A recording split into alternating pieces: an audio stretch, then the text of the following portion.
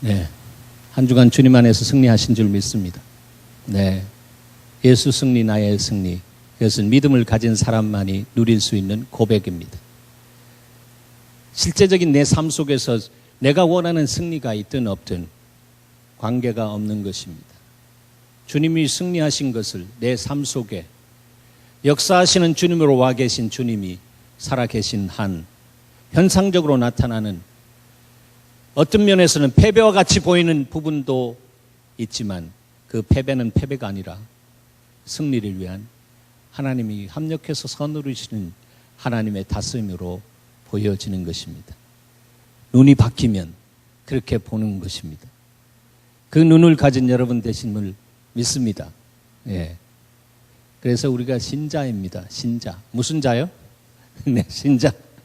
이름은 신자인데 믿음이 없다. 그거는 명목상의 신자죠. 예, 그 사람은 뭘 체크해야 되나 하면 생명이 있나 없나라고 하는 것입니다. 생명이 있나 없나라고 하는 것은 말씀이 있나 없나라고 하는 것이죠. 말씀 안에서 생명을 만나기 때문입니다. 예수 그리스도는 말씀으로 이 땅 안에 오셨습니다. 그분을 어느 날 만나면서 우리의 영혼이 물 같은 영혼이 포도주와 같은 영혼으로 변화되었습니다. 본질의 변화가 일어났습니다. H2O가 변해서 C2H5OH로 변화되었다라고 하는 것입니다. 이것을 위해서 주님은 핏값을 지불하셨습니다. 그리고 우리에게 믿음 주셨습니다. 믿음은 신념이 아닙니다. 신념은 여러분을 성공으로 이끄지만 그러나 교만하게 만들 뿐입니다. 그러나 믿음은 여러분을 형통으로 이끕니다. 그리고 하나님을 인정하게 되고 겸손한 하나님의 사람으로 세워진 것입니다.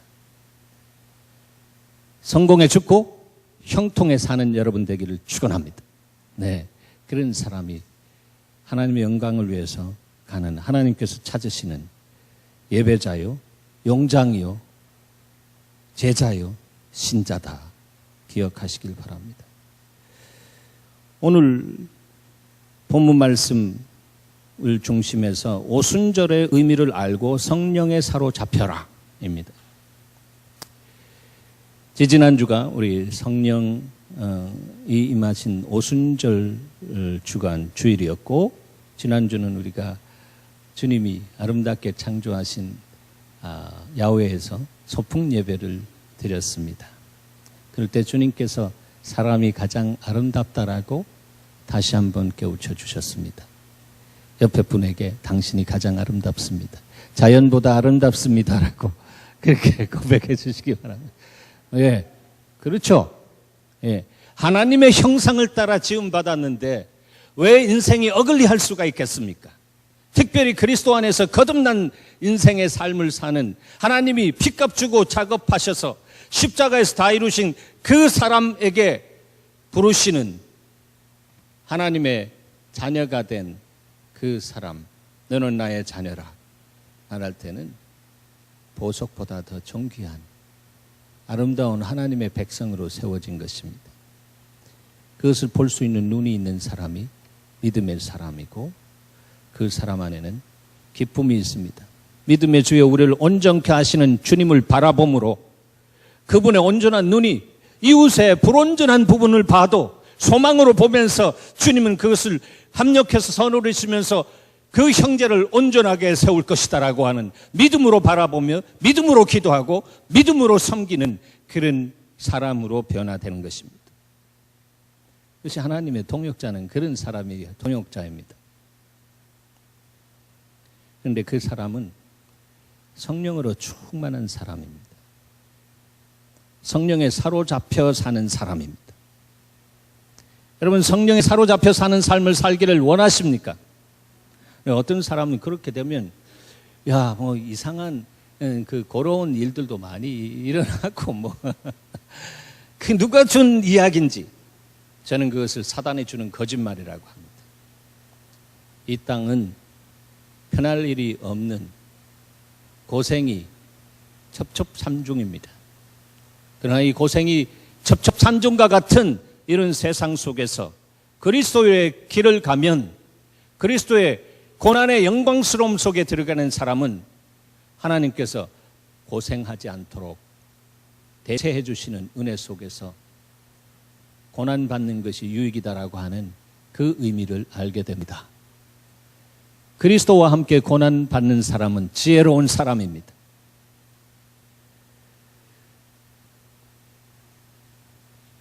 이스라엘 백성들이 400년간 종살이 했습니다. 어디에서요? 애굽. 애굽은 영적으로 보면 세상입니다. 세상에 묶여서 바로라고 하는 그 자리에 있는 사단의 그 종로로 사는 어둠의 자식으로 사는 것이 영적인 면에서 예수를 믿지 않을 때에 있는 인생의 모습입니다. 그렇지만 하나님이 세상을 이처럼 뭐하사? 사랑하사 독생자를 보내주셨는데 그 사랑하는 대상은 누구든지입니다. 누구든지 예수 믿으면 구원을 얻는다라고 하셨습니다. 바로 그분이 애국과 같은 세상 속에 묶여있는 우리를 구원해내기 위해서 오셨습니다. 세상 안으로 들어오셨습니다. 구약의 이 비유적인 유비적인 사건이 바로 모세를 애굽으로 들여보내서 주님이 애굽에서 함께 하셔서 이스라엘 백성들을 애굽의 노예 상태에서 구원해내는 역사를 행하셨습니다. 그렇게 홍해를 건넌 다음에 하나님께서 유월절 절기를 지키라라고 말씀하셨습니다. 건넌 다음에 너무너무 감사해서 사람들이 그것이 식견이 있어가지고 유월절 이 제사를 드리고 절기를 드리겠다라고 하는 그런 생각을 하지 않았습니다. 사람은 그만큼 모자랍니다. 그래서 항상 주님이 필요합니다. 그래서 주님이 유월절 절기를 지키고 그날을 기념할 수 있도록 해서 하나님의 은택이 얼마나 정말 어떤 어려움 속에서든지 함께하는 은택이 있는 것에 대해서 기억하게 하셨습니다. 그것이 유월절입니다. 여러분, 유월절의 그 핵심 메시지는 9가지의 재앙을 통해서 바로의 마음이 돌아서지 않았을 때에 마지막 재앙, 장자를 죽이는 재앙을 통해서 주님이 돌리십니다. 바로가 두 손 들었습니다. 이스라엘 백성들도 함께 들었습니다. 참 신기한 것은 그들을 출애굽시킬 때 금은 보화까지 다 줘가지고 그렇게 노예들한테 줘가지고 보내죠. 하나님이 그렇게 축복하십니다.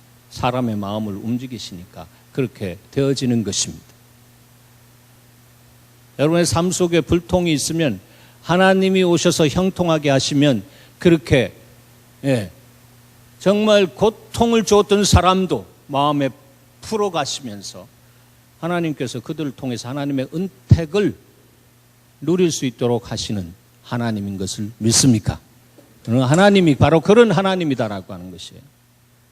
왕으로 다스리시는 하나님, 그 하나님. 그래서 이스라엘 백성들이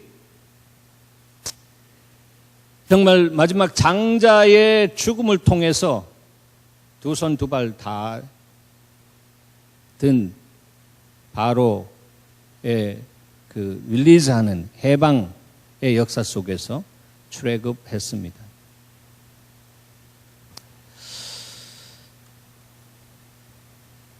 그리고 이제 거기서 가나안을 향해서 걸어서 가나안 복지를 향해 갑니다.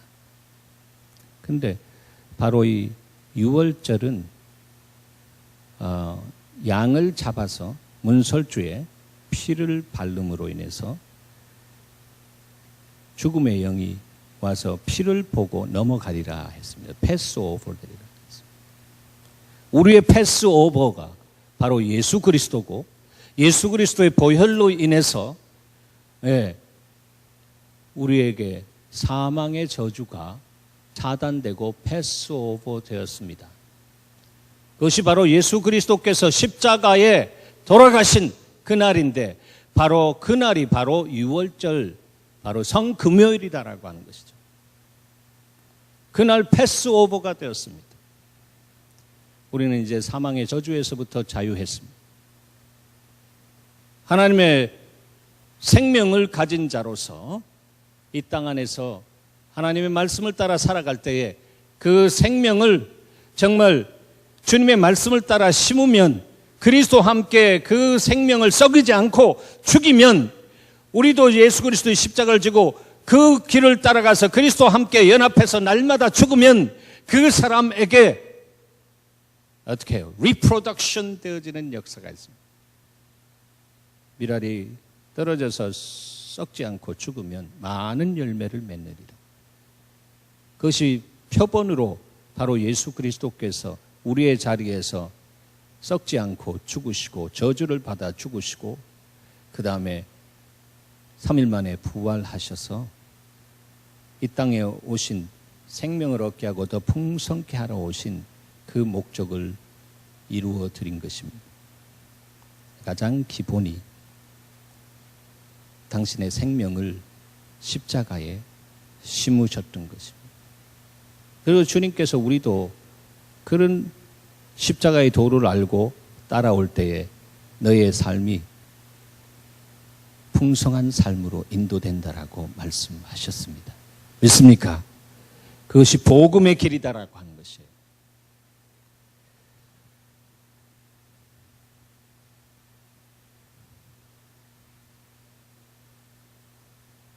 여러분, 주님이 십자가에 죽으시고 3일 만에 부활하셨습니다. 바로 그 부활한 날이 안식 후 첫날, 어떤 날입니까? 주일이고, 그분이 부활한 그 역사를 성경이 표현하기에 잠자는 자들의 첫 뭐가 됐다고요? 열매가 되었다라고 하는 것입니다. 첫 열매가 되었습니다. 씨를 심었더니, 죽음으로 심었더니 부활의 첫 열매를 맺었습니다. 그 열매를 딱 짜게면 수많은 씨앗이 나오는 것입니다. 그리스도와 함께 죽는 사람은 손해보지 않고 풍성한 삶을 사는데, 그것이 페리소스라고 했고요. 그것이 양과 질에 있어서 탁월성이 있는 삶이라고 했습니다. 여러분의 삶이 그렇게 사라질 때 여러분의 삶은 성공하는 이 경쟁을 해나가는 이 서바이벌 하는 삶, 그래서 거기에서 성공 어떻게 해서 해보겠다라고 하는 스트러글이 많은 그런 삶이 아니라 주님 안에서 다 이루신 주님의 역사 속에 순종함으로 갈 때에 주님이 여러분의 삶을 리바이벌 해주시는 역사가 있습니다. Not survival, but revival. 그것이 바로 그리스도 안에서의 풍성한 삶, 그것이 바로 형통이다라고 하는 것이에요.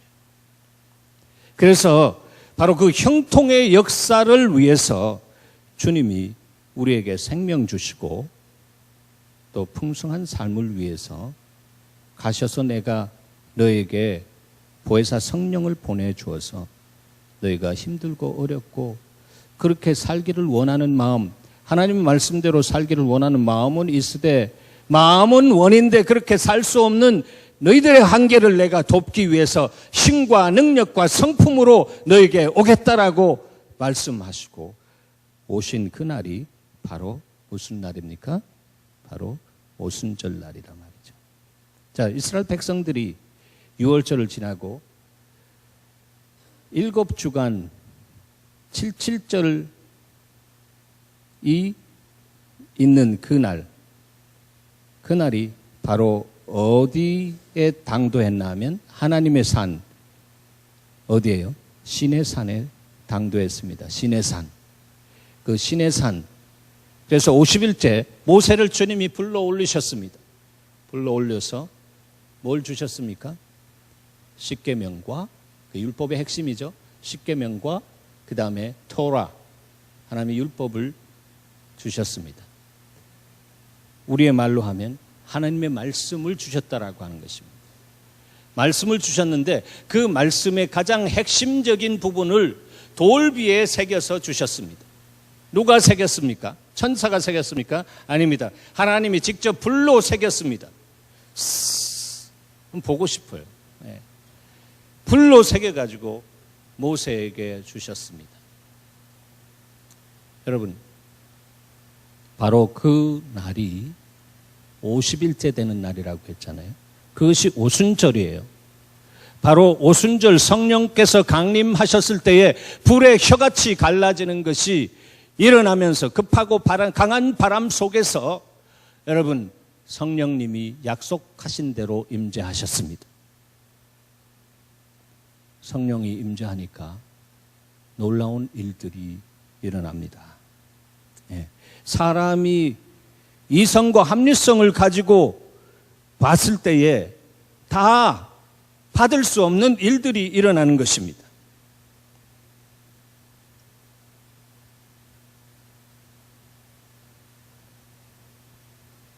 그때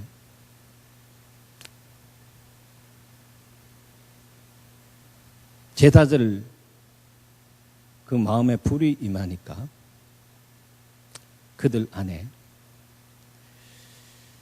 그 놀라운 성령의 감동 안에서 하나님의 마음을 리딩할 수 있는 그런 은혜가 임합니다. 그리고 그 은혜를 따라 자기의 삶을 흘려보내는 역사가 시작됩니다. 왜 그렇게 그들이 그런 삶을 살아 드릴 수 있었나 하면 기본적으로 120명이 모여서 성령과 능력으로 불같은 그 은혜를 받았는데 그들 안에 기본적으로 주어진 하나님의 말씀이 있기 때문이다라고 하는 거예요. 하나님의 말씀이. 그들은 유대인이기 때문에 나면서부터 율법 교육을 받았습니다. 그 율법에 아주 철저한 사람들은 몸에 다 술 그런 거 봤자요. 예, 그걸 이렇게 만지면서 계속해서 말씀을 외우고 하지 않습니까? 그들의 생각과 마음 안에는 말씀이 항상 돌아가고 있습니다. 그런 기본이 되어 있는 사람들이다라고 하는 거예요. 그런 사람들 안에 주의 성령이 임했다라고 하는 것을 알아야 합니다. 그래서 바로 이 출애굽해서 6월절 이후에 50일 되었을 때에 모세가 올라가서 그 하나님으로부터 이 율법과 이 계명을 받은 이 날을 유대인들은 뭐라고 하나 하면 이 하나님의 말씀을 받은 날이다라고 하는 것입니다. 하나님의 말씀을 받은 날, 즉 율법 수여절이다라고 하는 것입니다. 오순절이 달리 말하면 율법 수여절, 즉 말씀을 받은 절이다라고 하는 거죠. 그러니까 여러분 기억해야 합니다. 하나님의 사람은 성령 충만으로만 되는 것 아니고 기본이 있어야 되는데 그것은 하나님의 말씀이 있어야 됩니다. 그래서 하나님의 말씀으로 충만되어진 사람에게 하나님께서 성령의 불로 임해서 그를 하나님 나라의 영광스러운 하나님의 백성으로 세우는 역사가 시작되는 것입니다. 그래서 그리스도인들이 하나님의 말씀을 모르고 기도만 하고 기도 안에서 은혜 받았다라고 하면 자기 중심의 은혜 받으면서 하나님의 은혜를 값싼 은혜로 만들어버리는 것입니다. 자기를 넘지 못하고 이 역사가 부르는 이 역사 속에서 하나님께서 우리를 부르시는 그 음성은 들려지지 않습니다. 철저하게 자기 중심적이기 때문에 그렇습니다. 우리가 하나님과 함께 일하는 자로서 하나님의 은혜를 헛되이 받은 자의 자리에 들어가지 않고 정말로 하나님과 함께 동역하면서 하나님의 살아계심을 자기의 삶을 통해서 체험하며 그래서 믿음이 자라나가는 믿음의 사람으로 세워지는 것은 바로 하나님의 은혜 위에 은혜인 하나님의 진리를 따라 순종하는 삶을 사는 사람에게 주어지는 역사입니다. 여러분, 하나님의 진리를 갈망하시기를 바랍니다. 하나님의 진리를 갈망하는 사람에게 하나님의 사랑이 붙는다라고 했습니다. 사랑과 진리는 항상 함께 한다라고 말씀드렸습니다. 이 사람은 사랑은 있는데 진리가 없어. 아닌 것입니다. 제대로 하나님의 사랑이 있는 사람은 그 기반이 진리에서 세워지는 것입니다. 하나님의 진리는 감정적인 것이 아니라 확실하게 우리의 삶의 리얼리티를, 현실을 보고 주님의 눈으로 보고 내 감정으로 가는 것이 아니라 하나님의 음성을 듣고 어떤 대가를 지불하고라도 내가 그것을 선택하고 가겠습니다라고 하는 그런 제자의 이 멘탈이 있다라고 하는 것입니다. 바로 그 사람을 주님께서 기름 부어서 쓰시고 이 땅 안에 있는 영권과 물권과 인권과 이 모든 것들을 붙여주시는 역사가 있습니다. 그 모든 것이 하나님의 주권 속에 있는 줄 믿으시기 바랍니다. 그래서 그런 사람 한 사람이 세워지고 그 사람들을 통해서, 삶을 통해서 정말 제자들이 일어날 때 하나님의 나라는, 하나님의 교회는 건강한 교회로 세워지는 것입니다.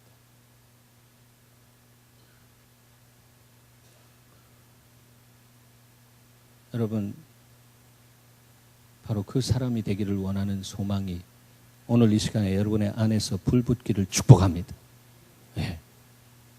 한 사람, 그 한 사랑 그 예배자, 그렇잖아요. 바로 주님 앞에 자기 자신의 삶을 거룩한 산채물로 올려드릴 수 있는, 그래서 죽고자 하는 사람을 주께서 살려주셔서 영광스러운 성품을 입히고 영광스러운 하나님의 능력을 불어넣어서 그 사람을 통해서 영광 받으시는 하나님, 그 하나님이 나의 주 나의 하나님이 되기를 축복합니다. 그런 사람을 주님은 이 예수 마을에 세우시기로 작정하셨습니다.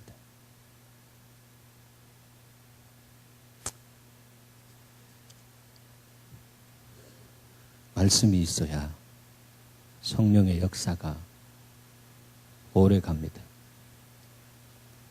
기도했는데 나의 마음이 뜨거워졌다. 그런데 그 사람 안에 말씀이 없다? 뭐죠? 성령 충만이 아니라 감정 충만. 그 감정이 뜨거워진 것입니다. 엠마오로 향하던 제자가 예수님의 말씀을 듣고 나중에 사라진 다음에, 주님이 사라지신 다음에 우리가 그분의 말씀을 들을 때 우리의 마음이 뜨겁지 아니하더나 라고 말씀했습니다. 사랑하는 여러분, 예수님이 우리의 삶의 모델인 줄 믿습니다. 네, 그분은 말씀이잖아요. 말씀이 육신이 되어 오셨잖아요.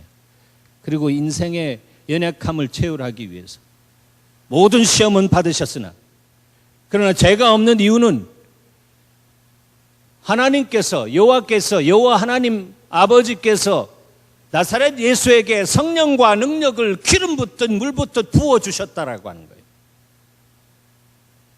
그렇기 때문에 그분은 그 어떤 유혹도 이길 수 있는 힘을 가졌습니다.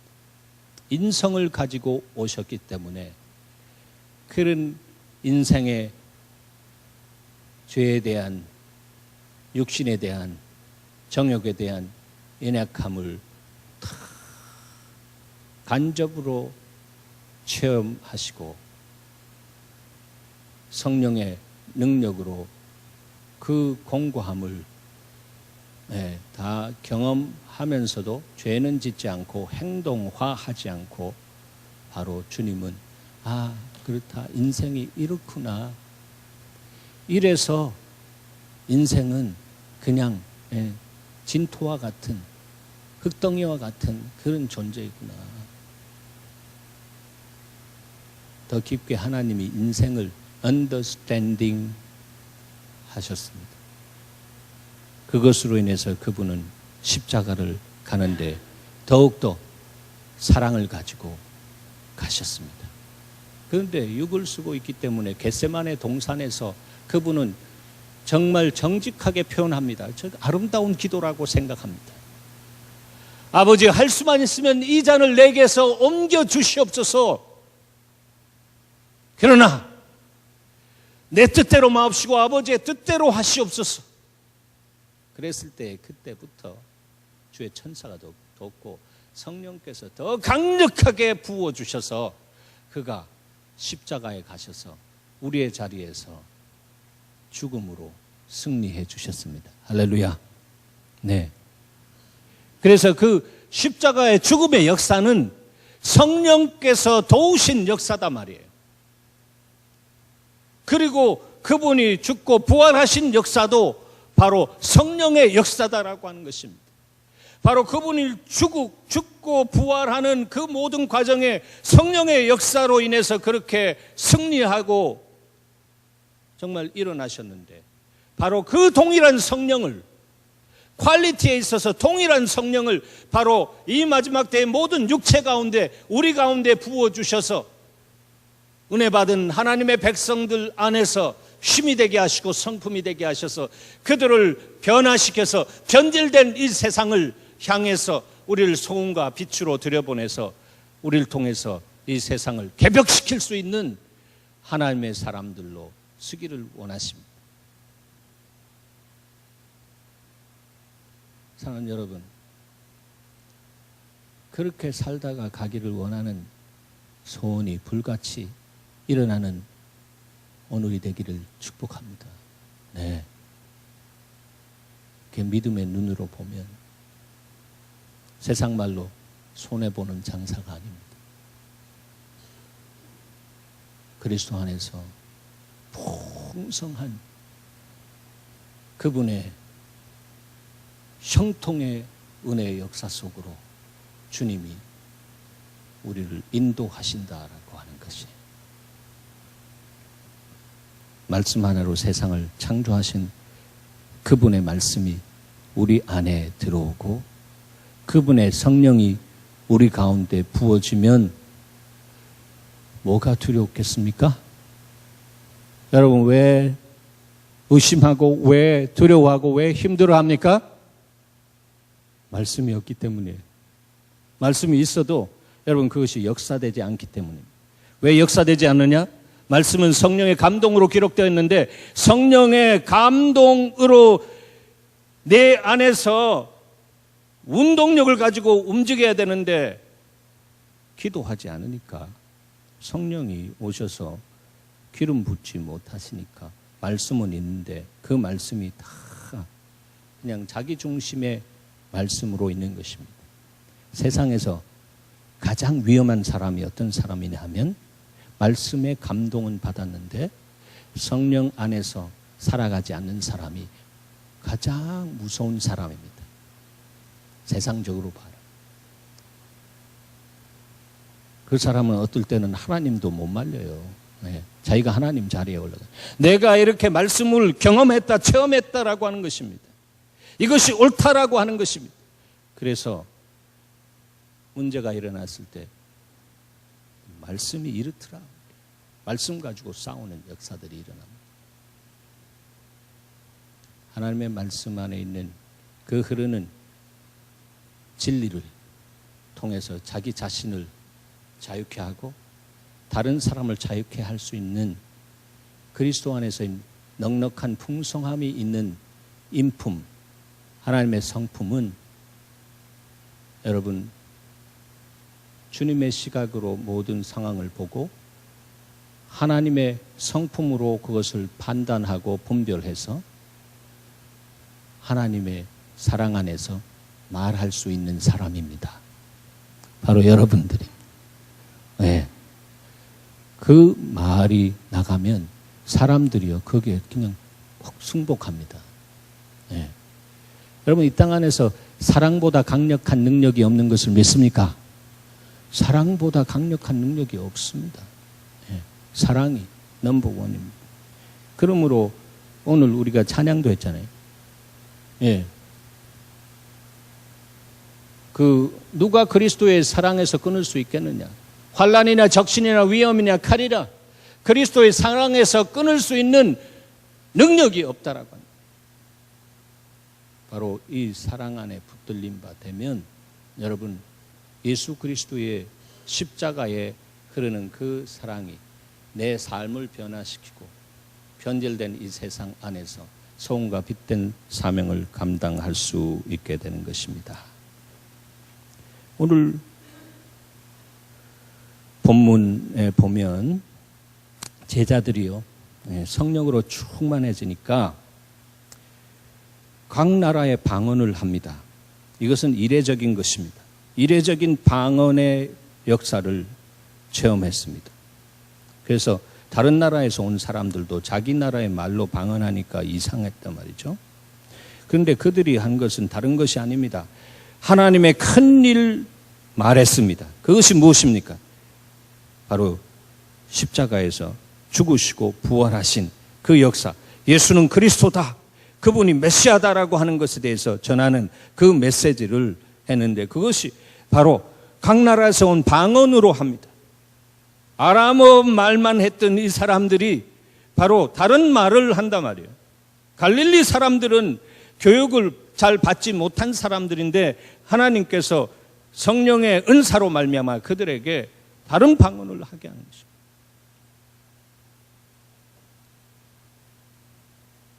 거기에 대해서 반응이 크게 두 가지로 나타납니다. 12여 절에 보면 다 놀라며 당황하여 서로 이르되 이 어찌 된 일이냐, 이렇게 합니다.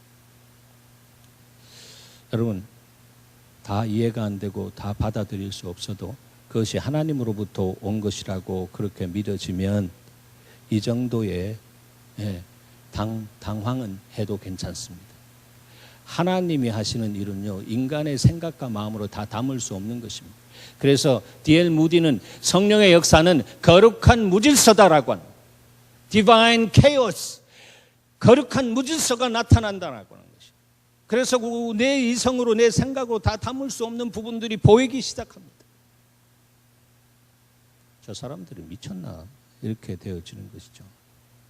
그런데 그렇게 마음을 흘려보내지 않고 놀라면서 What's happening? What's the reason of this? 이것의 이유가 뭔가 말이에요. 어디에서 이것이 시작되었는가? 난 좀 알기를 원한다라고 하는 그런 생각을 가진 사람이 있나 하면 13절에 보면 또 어떤 이들은 이런 사람들에게 속하지 말기를, 어떤 이들은 첫 번째 조롱하면서 이르되 그들이 세술에 취하였다 했습니다. 세술에 취하였다라고 하는 말은 토라에서 어떻게 이야기하냐면 술은 먹어도 되지만 취하지 말라.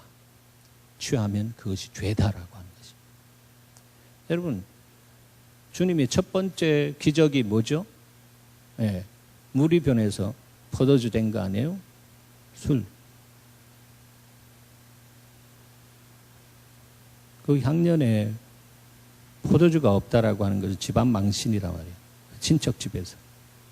때가 되지 않아도 그냥 어머니에 의해서 그렇게 진행되니까 순종했습니다. 그래서 하나님의 놀라운 역사를 그렇게 보여주셨습니다. 술이 죄가 아닙니다. 술은 성경에 보면 기분을 좋게 하는 일이라고 파지티브하게도 이야기합니다. 그런데 율법적인 생각으로 술을 정죄하는 것은, 그것은 정죄하는 사람의 영혼에 해가 되는 것입니다. 성경은, 하나님은 아주 넓으신 분입니다. 인간의 연약함을 알기 때문에 그런 술을 통해서도 풀어나갈 수 있는 그런 은혜를 허락하시는 주님입니다. 그런데 문제는 한 잔 먹고 또 먹고 하면서 취하면 컨트롤 되지 않고 이성을 잃어버리며 죄를 짓기 때문에 취하지 말라라고 하는 것입니다. 그래서 술 취하지 말라, 이는 뭐 하는 것이니? 방탕한 것이니, 그러므로 성령의 충만함을 받으라 했습니다. 성령 충만 받으시기 바랍니다. 날마다 충만 받으라고 하는 현재 분사로서 계속적인 충만을 말씀하고 있는 것입니다. 자, 베드로가 이러한 그 반응을 보면서 불같은 사랑으로 변증합니다. 근데 그 비판하는 사람들을 비판하지 않고 사랑으로 변증하면서 분별해 줍니다. 14절 함께 읽습니다. 베드로가 11사도와 함께 서서 소리 높여 이르되 유대인들과 예루살렘에 사는 모든 사람들아, 이 일을 너희에게로 알게 할 것이니 내 말에 귀를 기울이라. 때가 제3시니 너희 생각과 같이 이 사람들이 취한 것이 아니다. 11사도들이 배석하고 베드로가 수자들어서 소리 높여서 정말 주님께서 주시는 말씀을 성령의 인도함에서 토해내듯이 그렇게 합니다. 그러면서 지금 제3시지 않습니까, 여러분? 제3시는 오늘날 오전 9시입니다. 오전 9시에 이 사람들, 이 술에 곤두레 만들어 되어 가지고 이렇게 말하는 거 아닙니다. 정말로 이분들이 취했다면 새술, 정말 여러분이 말하는 새술, 하늘의 술, 성령에 취한 사람들입니다. 그렇게 이야기하고 있는 것입니다. 그러면서 베드로는 성령에 사로잡혀서 그의 심령 속에 있는 말씀을 끌어올리면서 말씀으로 그 현상을 설명합니다.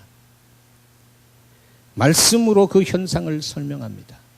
왜냐하면 그 말씀은 구약의 요엘 선지자를 통해서 이미 예언된 말씀이고 그 예언된 말씀이 지금 삶의 현실 속에 나타난 현상이다라고 하는 것입니다.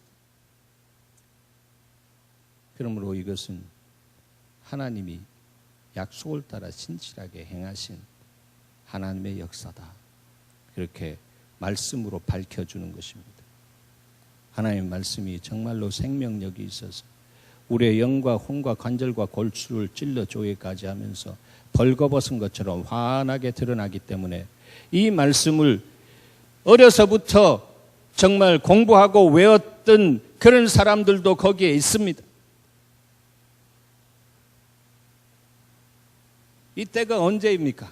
오순절에 경건한 유대인들이 예루살렘에 모여왔다라고 성경에 기록되지 않습니까? 그 사람들은 하나님의 말씀을 많이 외웠던 사람. 이 말씀이란 말이에요.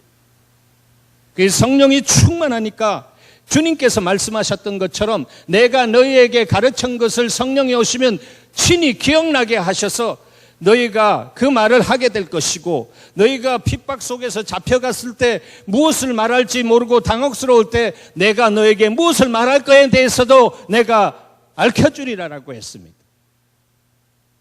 성령이 스승되셔서 그렇게 우리 안에 친히 가르쳐 주시고 역사하시는 그 삶을 살게 하셨습니다.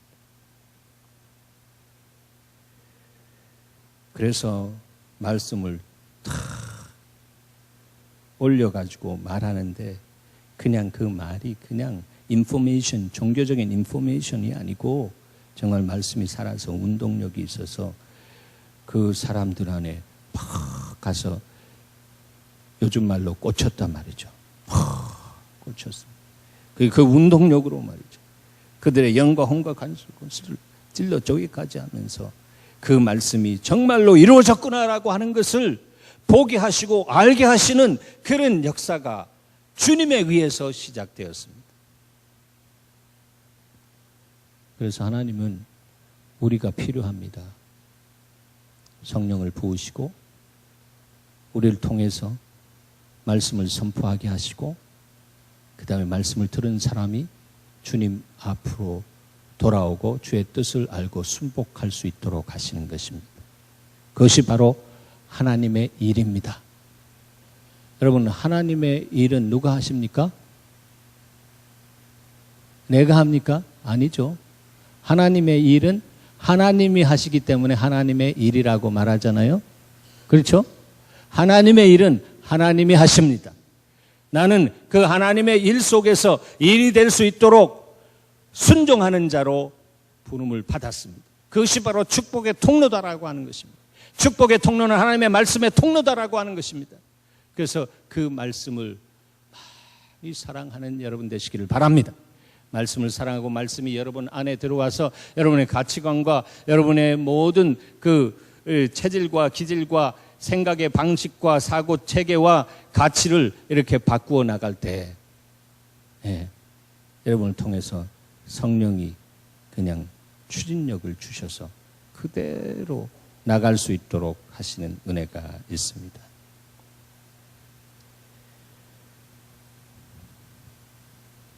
이렇게 베드로는 성령 충만함을 오순절날 받고 하나님의 말씀을 통해서 놀라운 변화의 역사를 일으킵니다. 계속되어져서 나오는 뒤의 말씀들은 베드로의 첫 설교를 통해서 얼마나 강력하게 하나님께서 역사하셨는지 하루에 그 설교 한 편을 듣고 3,000명이 주님 앞으로 돌아오는 역사가 있었습니다. 그것도 남정들만 샜던 문화적인 면에서 그런 시대이기 때문에 한 10,000명이 돌아오는 역사가 있었다라고 하는 것을 기억하시길 바랍니다. 그런데 여러분, 오늘 본문 마지막 21절은 성령 충만의 열매가 뭔가라고 하는 것에 대해서 주님은 짚어주십니다. 21절 함께 읽습니다.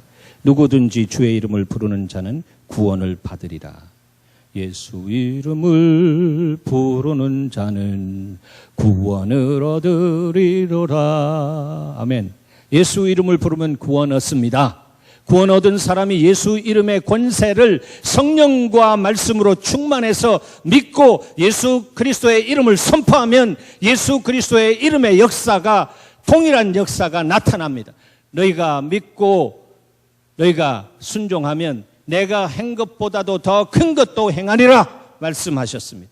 그것은 성령께서 오셔서 여러분의 삶을 사로잡으시면, 성령에 사로잡힌 바 되면, 하나님의 말씀 충만한 가운데 사로잡히게 되면 바로 여러분의 입에서 나가는 말씀이 하나님의 권세가 되는 것입니다. 동일한 사람이지만 어떤 사람은 예수의 이름으로 명하면 귀신이 벌벌벌벌 떨고 그 안에 있는 사로잡혔던 어둠의 권세가 빛의 속도로 나가나 하면, 어떤 사람은 성경에 보면 나는 예수도 알고 바울도 아는데 네가 뭔데 그러면서 올라타고 막 때리는 그런 역사가 일어나잖아요. 해프닝이 일어납니다. 무엇 때문입니까? 그 사람 안에 성령과 말씀이 얼마나 충만하느냐라고 하는 것입니다. 말씀은 예수 그리스도입니다. 성령은 예수 그리스도께서 가시고 다른 보혜사로 온 그리스도의 영, 예수의 영이다라고 하는 것입니다. 그래서 주님께서 성령과 말씀으로 충만한 사람, 이 사람은 영과 진리 안에서 예배하는 사람이고 바로 그 사람을 찾아서 동역자로 세우시고 하나님께서 영광 받으시기를 원하십니다. 오순절의 의미를 바로 알아야 합니다. 그냥 성령 충만하면 된다. 근데 말씀이 없으면 마치 고무풍선에 그냥 바람 푹 불어놓고 탁 놓으면 이게 디렉션이 없이 막 이러다가 왔다 갔다 하다가 그냥 푹 떨어집니다. 그런 신앙입니다. 그러나 그 반대로 말씀은 충만하고 말씀은 많이 아는데 또 그것도 감동받은 말씀이 가득 차 있는데 성령 충만하지 않아서 그런 사람은 하나님의 은사에 대해서도 비판적으로 판단하고 그런 사람은 은사는 초대교회 때 다 끝났다 그럽니다. 은사로 인해서 정말 부작용이 있습니다. 인생의 관계 안에서 일어나기 때문에. 그래서 그것을 싸잡아서 보호의 기제로 신학화하고 교리화해가지고 그때 끝났다라고 그렇게 선언한 그것을 믿어요. 말씀 믿는 여러분 되시길 바랍니다. 말씀 믿어서 그 사람의 말씀의 역사가 나타나면서 그렇게 살아가는 사람 안에는 하나님은 은사까지 무장시켜 주셔서 그 사람의 믿음의 선한 싸움을 싸울 때에 그 입술에 권세를 주시고 그 승리의 주인공이 되게 하시는 은혜를 주십니다. 그 사람이 예수를 증거할 때에 많은 사람들이 그 사람의 증거를 통해서 주께로 돌아오는 역사가 있습니다. 저는 어젯밤에 말씀 종반전에 결론을 맺으면서 성령께서 보여주신 말씀이 놀라운 말씀이었습니다. 그것은 제가 예배론적인 면에서 많이 강의했던 내용입니다. 요한복음 4장 수가성 여인, 그 여인은 종교인이었습니다. 그러나 그 안에 죄를 이기고자 하는 강력한 소망이 있었습니다. 그래서 그는 예배를 제대로 드려야 될 텐데 하는 그런 생각을 갖고 있었는데 주님이 선지자같이 다 알고 있는 것 보면서 내 남편을 불러오라라고 했을 때 깜짝 놀라면서 거짓말했는데 그 거짓말한 것을 하나님의 사랑으로 이렇게 되기 때문에 네가 지금 있는 것이 바로 이 남편이 아니다라고 하니까 정죄하지 아니하시고 네 말이 맞다라고 거짓말을 맞다라고 재해석하면서 그렇게 하시는 하나님의 사랑에 싹 녹아버렸어요. 그러면서 그때 자기 실존에 풀리지 않는 질문을 던졌잖아요. 던졌는데 그것을 주님이 한 칼에 딱 처리하듯이 딱 말씀을 던져주니까 그런 말씀을 하시는 분은 메시아가 오면 바로 그런 말씀 하실 것입니다 라고 했을 때 뭐라고 했죠? I am he. 내가 바로 그러다 라고 했습니다. 그때가 제자들이 오고 제자들이 질문을 했을 때에 주님이 하신 말씀 가운데 눈을 들어 밭을 보라 추수하게 되었도다 했습니다. 그때가 바로 6월절이란 말이에요. 죄송합니다. 6월절이 아니라 그때가 바로 뭐예요? 오순절이란 말이에요. 그 맥추절이란 말이에요.